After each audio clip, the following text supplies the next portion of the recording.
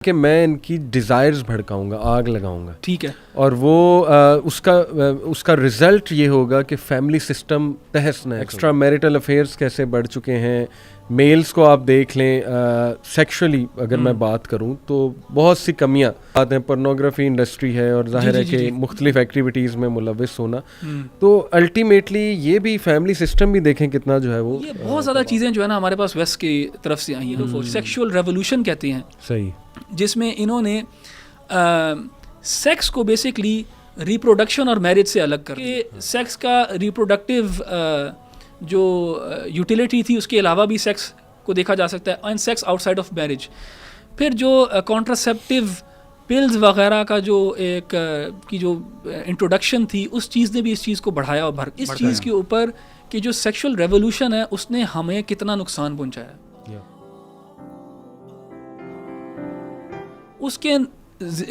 उसके इवज़ वो कहते हैं कि हमारे फर्टिलिटी रेट्स ड्रॉप किए हैं। सही, fertility rates on with both genders, बिल्कुल फर्टिलिटी रेट्स ड्रॉप किए हैं, जिस चीज़ का आप जिक्र कर रहे हैं, फॉर एग्जांपल इरेक्टाइल डिस्फंक्शन वगैरह, जी कि जो मर्द हैं वो परफॉर्म नहीं कर सकते। वाई?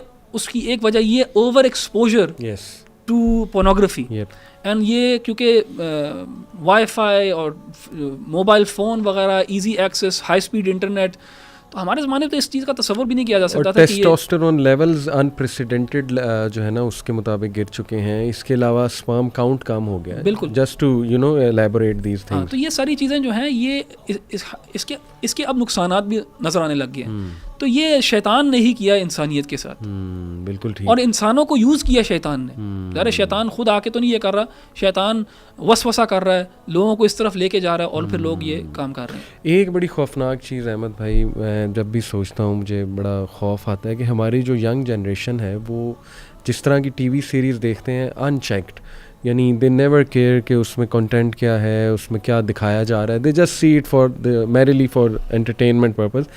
बट ऐसी टीवी सीरीज़ और ऐसी मूवीज़ हैं कि जिसमें लूसीफर का कॉन्सेप्ट, बेसिकली शैतान का जो कॉन्सेप्ट है, उसे बहुत पावरफुल बीइंग दिखाया जाता है, यानी उसे गॉड ऑफ हेल दिखाया जाता है, गॉड ऑफ द अंडरवर्ल्ड कह लें या गॉड ऑफ हेल कह लीजिए, और उसको अक्सर ना बेचारा भी दिखाया जाता है कि शायद उसकी भी फीलिंग्स हैं, ठीक है, वो भी मतलब ताकि इंसान सिंपैथाइज करे, शैतान सिंपैथाइज करे, ठीक है। तो ये बड़ी ख़तरनाक बात है अगर इसमें हम सोचें कि एक तो उसका फियर बहुत ज़्यादा बैठ रहा है लोगों के माइंड में, जबकि अल्लाह सुब्हानहू व तआला तो हमें कहते हैं कि उसके जो हैं मैकिनेशंस, उसकी जो चालें हैं वो वीक हैं, ये कुरान की ही आयत है।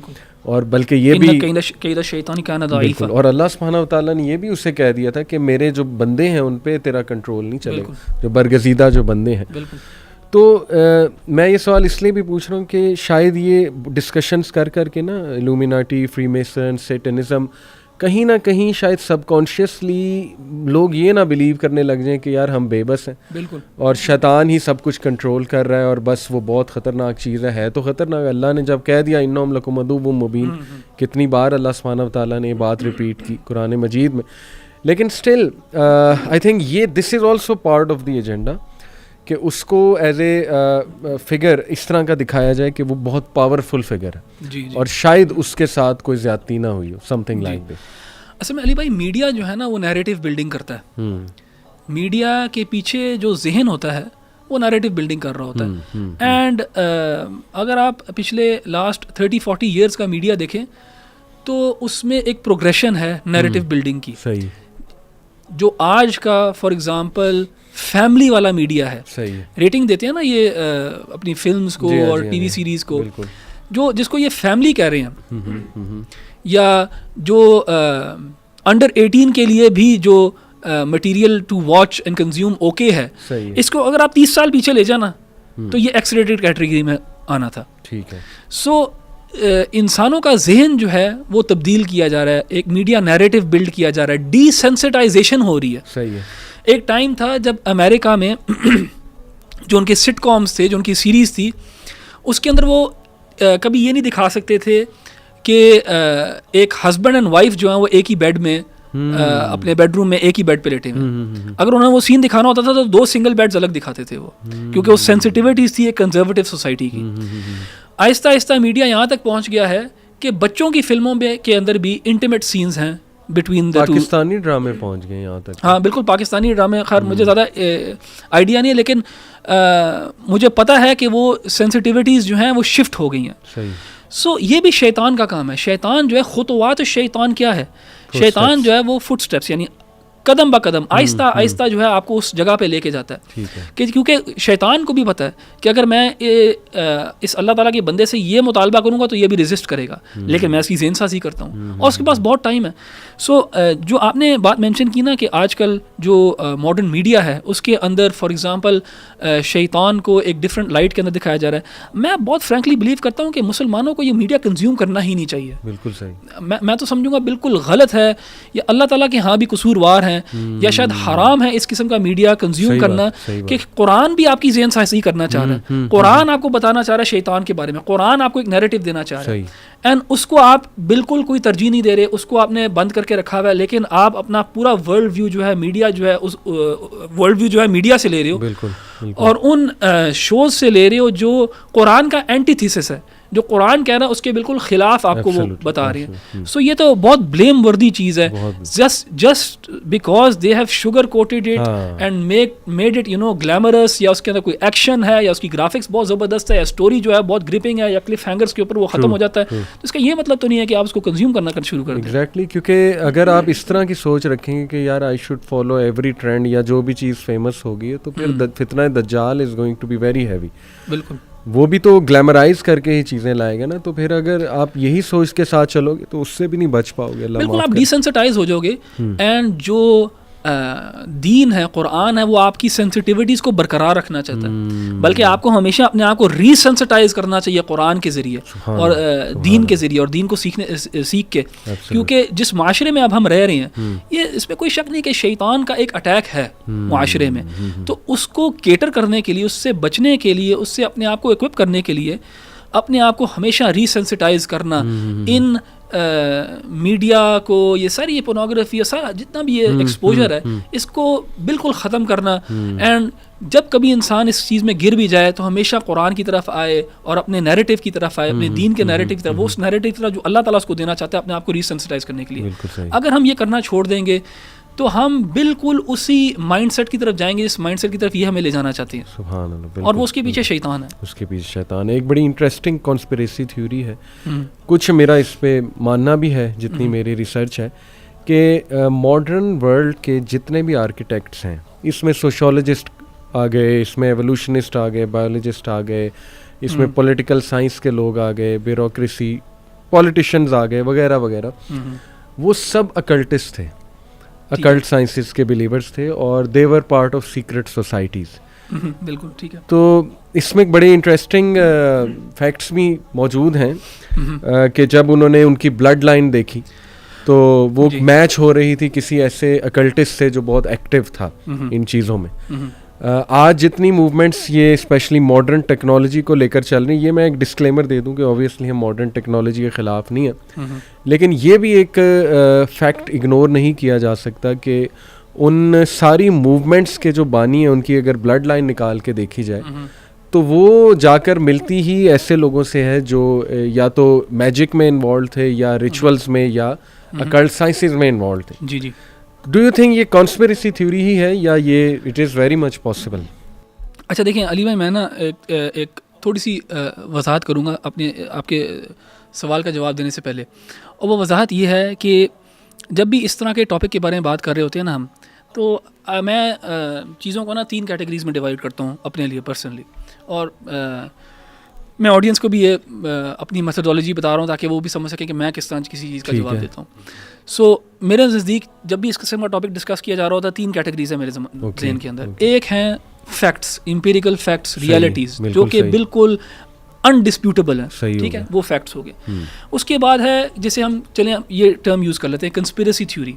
कंस्पिरेसी थ्योरी एक ग्रे एरिया है, कुछ जो है इसके अंदर there is some truth to it, some में there is a lot of exaggeration. अब यहाँ पे जो है ना मामला थोड़ा सा गड़बड़ हो जाता है। अच्छा, उसके बाद जो है वो एब्सोल्यूट फॉल्सहुड है, सही, जिसका ना कोई ना किसी एम्पिरिकल फैक्ट पे बेस्ड है, और वो प्रूव भी हो चुकी है टू बी फॉल्स। सही। सो इन तीन चीज़ों को ना बड़े हमें मोहतात अंदाज में ना सबको स्टडी करना चाहिए। सो प्राइमरी जो हमारा फोकस होना चाहिए वो एम्पिरिकल फैक्ट्स, एविडेंसेस, जिन चीज़ को हम साबित कर सकें, for example in a court of law, ठीक है। एंड फिर हम देखें कि जो हमारे जो for example conspiracy quote and quote theories हैं, क्या वो रिफ्लेक्ट करती हैं कोई ना कोई एम्पिरिकल फैक्ट या रियलिटी को, या अगर चलो हम वो बिल्कुल डायरेक्ट कनेक्शन नहीं जोड़ सकते, हम एक इन्फ्रेंस बना सकते हैं, इन्फ्रेंस ले सकते हैं। कभी कभार कहते हैं कि अब देखिए आपको अगर आग नज़र आएगी ना कहीं पे, आप 110% श्योर हैं कि there is fire over here, आपने देख ली वो आग, लेकिन कहते हैं where there is smoke there is fire. तो the smoke is also indication कि फायर एग्जिस्ट्स। सो समटाइम्स हमारे पास फैक्ट्स एंड फिगर्स इतने ज़्यादा आ रही हैं, लेकिन हम एग्जैक्टली वो चीज़ देख नहीं रहे, लेकिन वी कैन से या there is smoke here so there might be some fire है, तो हम एक इन्फर कर सकते हैं, ठीक है।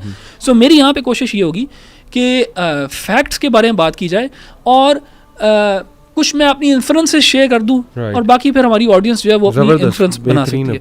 बिल्कुल ठीक। तो आपने सवाल किया कि जो लोग इम्पोर्टेंट पोजीशंस में हैं आज दुनिया रह चुके हैं या रह चुके इन द पास्ट, उनका कोई ना कोई कनेक्शन रहा है ऑकल्ट साइंसेस के साथ या सीक्रेट सोसाइटीज के साथ। अच्छा, यहाँ पे ऑडियंस के लिए एक्सप्लेन करते हैं कि ऑकल्ट साइंसेस से क्या मुराद है, या ऑकल्टिज्म से क्या मुराद है। ये ऑकल्टिज्म जो है ना, ये बहुत एक वेग टर्म है, लेकिन it has to do with sorcery, magic, superstition, mythology, theology, history, ये सारी चीज़ें जो है ना ये ऑकल्ट साइंसेस के अंदर आ जाती हैं। सही। एस्ट्रोलॉजी भी इसके अंदर शामिल है। बिल्कुल ठीक। एंड पैरानॉर्मल, न्यूमरोलॉजी भी, पैरानॉर्मल एक्टिविटी वगैरह भी, एंड ये जो कुछ रिलीजियस ट्रेडिशंस के अंदर जो मिस्टिसिज्म है वो भी इसके साथ कनेक्टेड हो जाता है। जैसे कबाला हो गया जूइश ट्रेडिशन के अंदर, हमारे यहाँ सूफीइज्म के अंदर भी कुछ अकल्ट चीज़ें शामिल हैं, जो कि कुरान सुन्नत से ज़ाहिर है साबित नहीं है। बिल्कुल ठीक। तो ऑकल्टिज्म से ये मुराद है। एक फैसिनेशन रही है इलीट्स की इस चीज़ के साथ, एंड ये हिस्ट्री में बड़ी वाज़ेह है कि इलीट्स की इस चीज़ के साथ एक फैसिनेशन रही है। एंड कुछ लोग जो हैं जिन्होंने दुनियावी लिहाज से बड़े बड़े काम किए हैं, उनके बहुत क्लोज कनेक्शंस रहे हैं ऑकल्टिस्ट्स के साथ, एंड ये फैक्चुअल बातें हैं जो लोग खुद चेक कर सकते हैं। मैं एक नाम भी ले लेता हूँ, डेविड आइक, ठीक है, उसका इस पे काफ़ी काम है, ऑल्दो बहुत एग्जैजरेशन भी है, ठीक है, लेकिन आपने शायद देखा हो उनके कुछ रिसर्च को, जब वो बात कर रहे होते हैं कि ये जो एलीट्स हैं, जी, they are connected to a secret blood line, और फिर वो काफ़ी प्रूफ्स उसमें देता है। ठीक है, मैंने कहा चले एक नाम भी मैं ले लूँ। चले मैं भी एक नाम शेयर करता हूँ आपके साथ, जैक पार्सन का। यस, ठीक है। अब जैक पार्सन जो है, he is considered the father of rocket fuel या जेट फ्यूल। उसने बेसिकली ये जो मिसाइल है या जेट वगैरह, इसका कोई बेसिकली उसने वो किया था, डिस्कवर वगैरह या invent, something like that, something along those lines. तो जैक पार्सन बहुत मशहूर है, लोग सर्च भी कर सकते हैं उसको। 1952 में ही पास्ट हुए, एंड इसने जो नाज़ी साइंटिस्ट्स थे उनके साथ मिल के जो है ना, इसने ये रॉकेट प्रोपल्शन वगैरह, जिसके ज़रिए नासा से ये जो क्लेम है कि मून पे गए, वो सारा जो प्रोपल्शन जो मेथड है सारा, ये जैक पार्सन जो है उसका काफ़ी बड़ा हाथ था उसके अंदर, और ये फैक्ट है जो चेक किया जा सकता है। अच्छा, अब जैक पार्सन जो है वो बहुत बड़ा फॉलोअर था एक और बंदे का जिसका नाम है एलिस्टर क्राउली। अच्छा, एलिस्टर क्राउली जो है वो बहुत मशहूर एक ऑकल्टिस्ट है। वो अपने आप को सेटनिस्ट तो नहीं कहता, लेकिन some people label him as a satanist as well. He was involved in ritualistic magic, ritualistic sacrifices के अंदर। इसका चर्च ऑफ सेटन के साथ भी ताल्लुक है? चर्च ऑफ सेटन इससे इंस्पिरेशन लेता है। अच्छा, इससे चर्च ऑफ सेटन इससे इंस्पिरेशन लेता है। चार्ल्स मैनसन एक मर्डरर था, वो भी इससे इंस्पिरेशन लेता था। तो ये इसको BBC ने कहा है the विकेडेस्ट man on earth.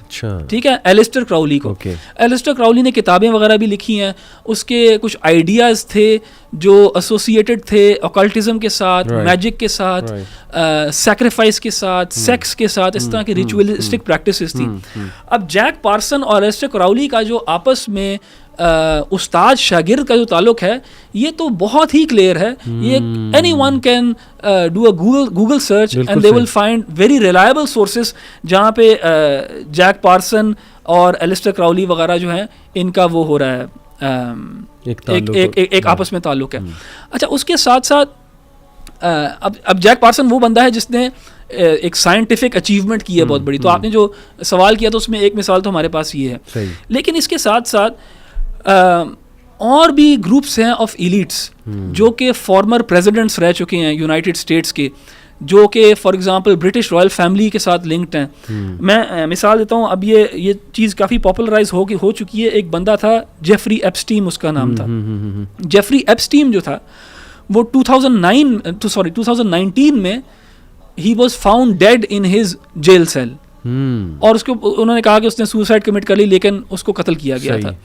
And ये जो है या उसको कत्ल किया गया था, सुसाइड थी, ये अब डिबेटेड है कि क्या हुआ असल में, क्या नहीं हुआ. क्योंकि उस दिन जिस वक्त उसने सुसाइड कमिट की थी फॉर सम रीज़न कैमरास भी बंद हो गए थे. सो जेफरी एप्स्टीन कौन था? जेफरी एप्स्टीन था ये बंदा जो कि कॉरिडोर्स ऑफ पावर में फिरता था. सही है, ठीक है.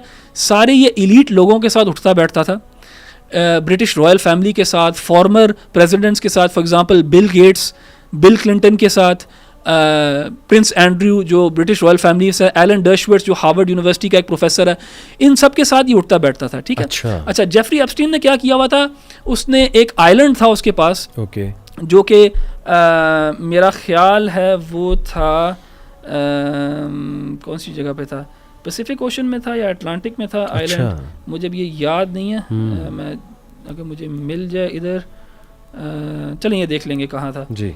तो एप्स्टीन जो था इसके पास एक आइलैंड था, और इस आइलैंड पे वो लोगों को लेके जाया करता था.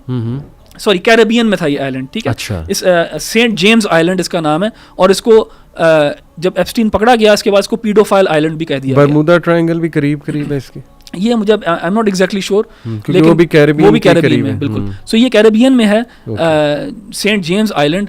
एंड एप्स्टीन को जो अक्यूज किया गया था वो ये था कि वो इस आइलैंड पे अंडर एज बच्चियां लेके आते थे, एंड जो रिच एंड फेमस और जो ये एलीट्स हैं वो आके यहाँ पे बच्चियों के साथ ज्यादती करते थे, इसलिए इसको पीडोफाइल आइलैंड भी कहा गया. सो एप्स्टीन की फैक्चुअल बात, ये बिल्कुल फैक्चुअल, चेक किया जा सकता है बिल्कुल. इसमें कोई वो नहीं है, कोई कंस्पिरेसी नहीं है. ये आइलैंड की तस्वीर देखी जा सकती है, वो विक्टिम्स की स्टोरीज पढ़ी जा सकती हैं, जो आइलैंड की गेस्ट लिस्ट है वो देखी जा सकती है. उसके अंदर बिल गेट्स है, बिल क्लिंटन है, प्रिंस एंड्रू है जो कि आज के किंग चार्ल्स का भाई है, एलन डर्शवर्थ है जो कि एक हार्वर्ड यूनिवर्सिटी का लॉयर है. एंड अब आप ये कनेक्शंस देखेंगे तो आप खुद हैरान होंगे. एलन डर्शवर्थ जो है, जो कि एक प्रोफेसर है हार्वर्ड में लॉ का, वो खुद कहता है कि उसने मिलाया था एप्स्टीन को रॉथचाइल्ड के साथ. अच्छा. ठीक है. सो ये सारे जो है ना, ये एक एलिटिस्ट ग्रुप है, क्लब है, ये सब मिलते हैं आपस में, ये सब स्टूडेंट ज़माने से आपस में एक दूसरे को जानते हैं. स्कल एंड बोन्स वगैरह आईवी लीग की सीक्रेट सोसाइटीज़ हैं जहाँ पे ये मिलते हैं, वहाँ पे इनकी इनिशिएशन रिचुअल्स वगैरह होते हैं. तो ये सब there is a lot of evidence for this. जो भी मैंने अभी बात की है इसके अंदर फिलहाल कोई भी कंस्पिरेसी शामिल नहीं है, सिवाय इसके कि क्या जेफरी एप्स्टीन ने सुसाइड की थी या उसको किसी ने कत्ल किया. शायद इसके अंदर कोई डिबेट हो सकती है, लेकिन उसका आइलैंड था, उधर ये एलीट्स जाते थे, और ये सारे वो एलीट्स हैं जो दुनिया के फैसले करते हैं. सही बिल्कुल. अहमद भाई, मैं एक बंदे का नाम लेता हूँ, रॉजर मार्नू. ये एक क्रिश्चियन था और नेवी में था. तो इसका पूरा बल्कि इंटरव्यू है, ट्रिप टू सुपरनैचुरल, यूट्यूब पे मिल जाएगा. इसमें इसने बड़े अजीबोगरीब इंकशाफात किए हैं, और जाहिर है कि फैक्चुअल है कि नहीं है वो तो अल्लाह नोज़ बेस्ट, लेकिन ये कि कुछ अजीबोगरीब इंकशाफात में ये है कि इसका जो टॉप का ऑफिसर था उसने इसे एक दिन कहा जी कि will you like to meet your dead parents. तो कहता मैं हंसने लग गया, मैंने कहा शायद मजाक करें. तो एनीवे उन्होंने कहा कि मैं सीरियस हूँ. उसने कहा अच्छा. उन्होंने कहा कि जी आ जाओ, तुम एक गैदरिंग है वहाँ पे, तो वहाँ पे जो है वो आपको मिलवाएंगे आपके डेड पेरेंट्स से. अच्छा. वो कहता है कि मैं जब वहाँ पे गया तो आई वाज शॉक कि वहाँ पे बड़े बड़े म्यूजिशियंस, एक्टर्स, एक्ट्रेसेस और इवन पॉलिटिशियंस, लॉ मेकर्स वहाँ पे मौजूद थे. और it was a very secret kind of a gathering. उसमें कहते हैं कि एक औरत जो है लंबा सा गाउन पहन के सामने खड़ी हुई थी और वो लोग उससे कुछ ख्वाहिशात कर रहे थे और वो उनको पूरा कर रही थी। तो कहता है कि मेरी बारी आई है, मेरे दिल की धड़कन बहुत तेज़ हुई कि मैंने अपने डेड पेरेंट्स की ख्वाहिश करनी, देखना है उन्हें। तो कहता है कि मैंने उसे कहा जी कि मेरी ये ख्वाहिश है। तो out of nowhere he said के हवा का एक झोंका चला, पर्दे के पीछे से मेरे जो है वो माँ बाप निकल के मेरे जो सामने आ गए। तो उसने कहा कि ये मेरा पहला इंटरेक्शन था इस सोसाइटी के साथ। और फिर उसने कहा कि आहिस्ता आहिस्ता मतलब हमारी मीटिंग्स होती थी और मुझे पता ये लगा, क्रक्स ये है उसकी पूरे इंटरव्यू का, पूरी स्टोरी का, कि मुझे पता ये लगा कि जो मेन बंदा मीटिंग्स कर रहा है वो लूसीफर है। दिस इज़ हिज व्यू, उसने ऐसा कहा। और फिर उसने ये भी बताया कि मेरी भी कन्वर्सेशन हुई है लूसीफर के साथ, पता नहीं इसमें कितनी हकीकत है। तो उसने कहा कि ही टोल्ड मी कि उसने बहुत से स्पिरिचुअल लोगों को थ्रू आउट हिस्ट्री इस तरह से डिसीव किया है। और उसने इवन वॉर्स में भी उसका हाथ है कि, और फिर उसने कहा कि उसने बताया है जी कि इवन डार्विन जो है, चार्ल्स डार्विन, उसको भी मैंने ये थ्योरी बताई है। ये this is his opinion, right. तो this is also very interesting अगर इन चीज़ों को हम ब्रेक डाउन करें, क्योंकि आ जाके देखें ना अहमद भाई, पर्पस तो उसी का सर्व हो रहा है ना, शैतान का। अब वो डायरेक्ट कर रहा है या इनडायरेक्ट कर रहा है, ये एक अलग बहस है। बट मैंने कहा चलें ये भी आपके सामने एक नाम लूँ, रॉजर मार्नू का, बड़ा ये फेमस अकल्टिस्ट। अच्छा, ये जो आपने एक नैरेटिव शेयर किया है, ये एक बंदे का एक पर्सनल एक्सपीरियंस है। अब इसको हम मान भी सकते हैं, नहीं भी मान सकते। हम इसके ऊपर बारे में अगेन वो जो एब्सोल्यूट फैक्ट्स वाली रेल्म है उसके बारे में हमें नहीं पता ये एब्सोल्यूट फैक्ट है कि नहीं। किसी की स्टोरी हो सकती है, किसी की नहीं हो सकती। लेकिन इससे मिलता जुलता जो है हमारे पास एक फैक्ट भी है, ठीक है, जिसका एतराफ़ भी कर लिया गया, बोहेमियन ग्रोव के बारे में। सो बोहेमियन ग्रोव जो है वो मैं यहाँ से पढ़ देता हूँ कि the Bohemian Grove is a private all male club located in Monterey California in the United States. ठीक है, तो ये एक ऑल मेल क्लब है और ये एलेक्स जोन्स ने इसको एक्सपोज किया था। The club is known for its annual summer retreat which has been held since 1878। Annual summer एक रिट्रीट होती है यहाँ पे 1878 से ही चलती आ रही है, and which attract some of the most powerful and influential man in the world including politicians, businessman and media executives. अच्छा, ये पहले जो थी ना, ये बोहेमियन ग्रोव वाली जो बात है ना, ये कंस्पिरेसी थ्योरी के रेल्म के अंदर थी। ओके। लेकिन इसको अब बहुत ज़्यादा लोग फैक्चुअल रेल्म के अंदर इसलिए लेके आते हैं कि एक वीडियो बाकायदा इस ग्रुप को इन्फिल्ट्रेट किया गया था, यहाँ पर जाके वीडियो बनाई गई और वीडियो में उनकी रिचुअलिस्टिक प्रैक्टिसेस को एक्सपीरियंस किया गया और देखा गया। सही। सो उसके अंदर during the ceremony members wear costumes and cremate a coffin effigy called care before a 40 foot owl. एक 40 फुट का आउल का स्टैचू है, उसके सामने ये कोई ना कोई रिचुअल्स करते हैं। ठीक है। अच्छा, ये अब एक फैक्चुअल बात है। सही। क्या फैक्चुअल बात है? फैक्चुअल बात ये है कि there are these gatherings of highly influential people who are highly influential businessman, politicians, people who basically run the world, और people who have a big say in how the world is run at least. ठीक है, ये लोग gather होते हैं इन जगहों पे और यहाँ पे कुछ ना कुछ रिचुअल्स किए जाते हैं।